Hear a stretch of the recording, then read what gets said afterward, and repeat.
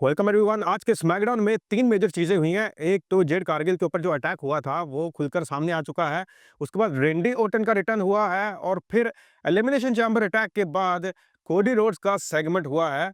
तो शो की शुरुआत ही अटैक के साथ हुई और इस अटैक में ड्रू मैकिंटायर इन्वॉल्व थे। इन्होंने धावा बोला डेमियन प्रीस्ट के ऊपर।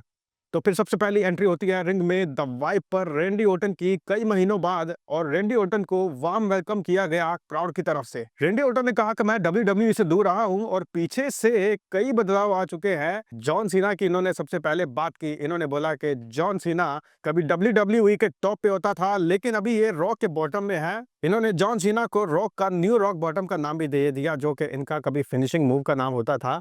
रेंडी ने बोला कि जॉन सीना कई सालों से मेरा दोस्त रहा है और केविन ओवेंस भी मेरा दोस्त रहा था। ये केविन ओवेंस की तरफ फिर मूव हो गए और इन्होंने कहा कि केविन ओवेंस अब इतना लालची हो चुका है, इसके अंदर जेलसी की इतनी ज़्यादा भरमार हो चुकी है, इसकी वेन्स के अंदर जेलसी भरी हुई है कि ये अपने करीबी दोस्तों से भी जेलस होने लग गया।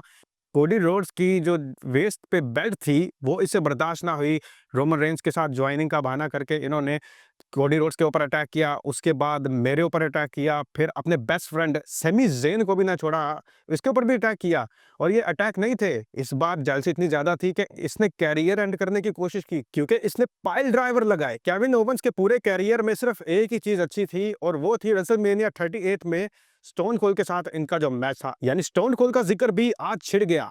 रेंडी ने कहा कि मैं जब डॉक्टर्स के पास गया तो सब डॉक्टर्स ने यही कहा कि Randy you are done, wrestling का कैरियर तुम्हारा अब खत्म हो चुका है, घर बैठ जाओ। लेकिन मैंने इतना हार्ड वर्क किया, अब मैं दोबारा से अपने होम डब्ल्यूडब्ल्यूई के अंदर रिटर्न कर चुका हूँ। फिर इन्होंने केविन ओवेंस को वार्निंग दी कि अब मैं दोबारा से वॉइसेस सुन रहा हूँ और मैं आपको बता दूं कि डब्ल्यूडब्ल्यूई के अंदर दूसरा बड़ा पंटर पैट मैकेफी है। और इसी के साथ आज का पहला सेगमेंट कंप्लीट हुआ। Then women's champion Tiffany Stratton का मैच होता है पाइपर निवन के साथ और टिफी ने इस मैच को विन कर लिया। लेकिन इस विन के बाद शार्लेट फ्लेयर ने इनके ऊपर अटैक कर दिया। इन्होंने फिर अपना सबमिशन मूव लगाया।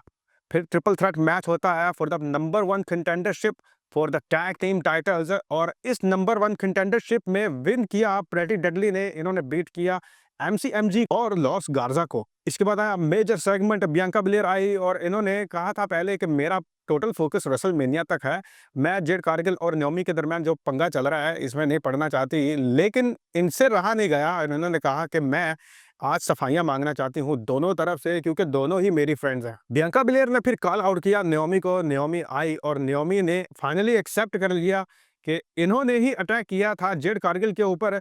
लेकिन इसकी सबसे बड़ी वजह यह थी कि जब से जेड कारगिल की डब्ल्यूडब्ल्यूई के अंदर एंट्री हुई है, इन्हीं के ऊपर ही सब कुछ नवाजा जा रहा था। जेड कारगिल एक्चुअली बियांका तुमको यूज कर रही थी, तो अगर तो मैंने जेड कारगिल के ऊपर अटैक किया था तो इसकी सबसे बड़ी वजह यही थी कि हर तरफ नेओमी और बियांका बिलेर का नाम बजे। तो जेड कारगिल को रास्ते से हटाने के लिए मैंने इन पे अटैक किया और फिर बियांका बिलेर तकरीबन रोने वाली हो गई और ये रोते रोते रिंग छोड़ गई। पीछे से नेओमी इनको बुलाती रही लेकिन बियांका बिलेर ना आई, लेकिन जेड कारगिल जरूर आ गई और इन्होंने आकर न्योमी के ऊपर अटैक कर दिया। इसके बाद आता है फिर बड़ा match, Braun Strowman versus Solo Sikoa. ये प्रीमियम लेवल का मैच था, किसी पेपर व्यू में होना चाहिए था लेकिन स्मैकडाउन में ही हो गया।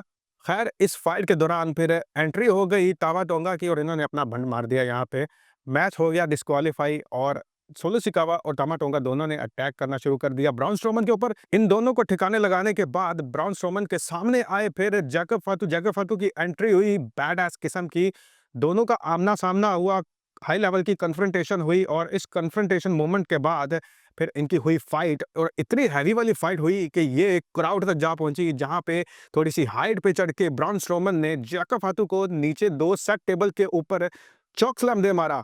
और मजे की बात यह है कि कुछ देर गुजरने के बाद जैकब फातू वहां से भी उठ खड़े हुए। तो ये भाई कहीं से भी मुझे ह्यूमन नहीं लग रहा, ये कुछ और ही चीज है। इसके बाद आती है street fight, Chelsea Green versus Michin, और चेल्सी ग्रीन ने इस मैच में डब्ल्यूडब्ल्यूई के hall of famer Mick Foley यानी कैक्टस जैक की ड्रेसिंग की हुई थी। इस मैच में डिफरेंट हथियारों का यूज किया गया डिफरेंट तरीकों के साथ। पाइपर नेवन भी इंटरप्शन करती रही लेकिन इनको ठिकाने लगाने आई, फिर बी फैब इनको मारते मारते ये ले गई। इसके बाद इस मैच में एक और इंटरप्शन हुई सेम जिमी ऊसो वाले स्टाइल के साथ। अल्बा फायर की और इन्होंने चेल्सी ग्रीन को मैच विन करवा दिया। इसके बाद एक और मेजर सेगमेंट आता है, एंट्री होती है डब्ल्यूडब्ल्यूई चैंपियन कोडी रोड्स की। कोडी रोड्स ने आकर बोला कि आज तो सिर्फ एक ही बात करने वाली है। डब्ल्यूडब्ल्यूई का सबसे ज़्यादा देखा जाने वाला मूवमेंट जब रॉक और जॉन सीना ने मिल के मेरे ऊपर अटैक किया। जॉन सीना कभी मेरा दोस्त था, मेरा मेंटर था, लेकिन बदकिस्मती से इसने अपने आप को द रॉक को बेच दिया है।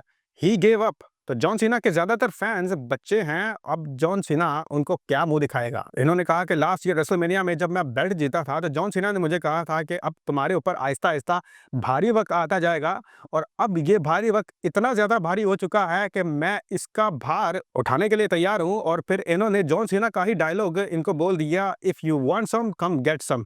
और इसी के साथ ये सेगमेंट कंप्लीट हुआ।